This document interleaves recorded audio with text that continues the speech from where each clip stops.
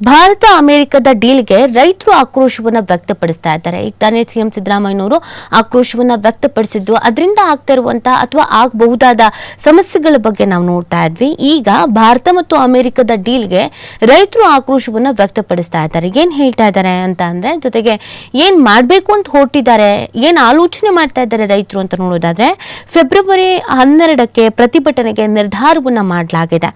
ಭಾರತ ಮತ್ತು ಅಮೆರಿಕ ನಡುವಿನ ವ್ಯಾಪಾರ ಒಪ್ಪಂದಕ್ಕೆ ಸಂಯುಕ್ತ ಕಿಸಾನ್ ಮೋರ್ಚಾ ಸೇರಿ ಹಲವು ಸಂಘಟನೆಗಳು ಕಿಡಿಕಾರಿದ್ದು ಫೆಬ್ರವರಿ 12ರಂದು ದೇಶವ್ಯಾಪಿ ಪ್ರತಿಭಟನೆಗೆ ಕರೆಯನ್ನ ನೀಡಿದೆ.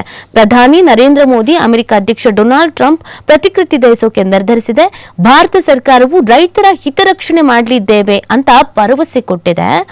ಆದ್ರೆ ಒಪ್ಪಂದವು ಅಮೆರಿಕದ ಕೃಷಿ ಕ್ಷೇತ್ರಕ್ಕೆ ನಮ್ಮ ಮಾರುಕಟ್ಟೆಯನ್ನ ಮುಕ್ತ ಮಾಡಿಕೊಡ್ತಾ ಇದೆ. ಅಮೆರಿಕದ ಒತ್ತಡಕ್ಕೆ ಸರ್ಕಾರ ಶರಣಾಗತಿ ಆಗಿದೆ ಅಂತ ಆಕ್ರೋಶವನ್ನ ವ್ಯಕ್ತಪಡಿಸ್ತಾ ಇರುವಂತದ್ದು. ಈ ಹಿನ್ನೆಲೆಯಲ್ಲಿ 12ನೇ ತಾರೀಕು ಒಂದು ಪ್ರತಿಭಟನೆಯನ್ನ ಮಾಡಬೇಕು ಅಂತ ಪ್ಲಾನ್ ಮಾಡ್ಕೊಂಡಿದ್ದಾರೆ.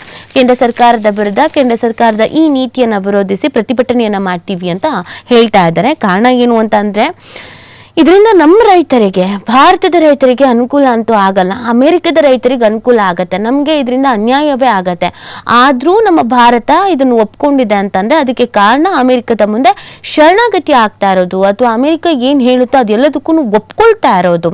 ಇಲ್ಲಿ ರೈತರ ಹಿತಾಸಕ್ತಿಯನ್ನ ಕಾಪಾಡುವಂತ ಅಥವಾ ರೈತರ ಅಭಿವೃದ್ಧಿಗೆ ಅಥವಾ ರೈತರ ಜೀವನ ಭದ್ರತೆಗೆ ಅಂತ ಯಾವುದೇ ರೀತಿಯಾದಂತ ಕ್ರಮವನ್ನ ಕೈಗೊಂಡಂಗಿಲ್ಲ. ಇದಕ್ಕೆ ನಮ್ಮ ವಿರೋಧ ಆಗಿದೆ ಅಂತ ವಿರೋಧಿಸಿ ಪ್ರತಿಭಟನೆಗೆ ಕರೆಯನ್ನ ನೀಡಿದ್ದಾರೆ.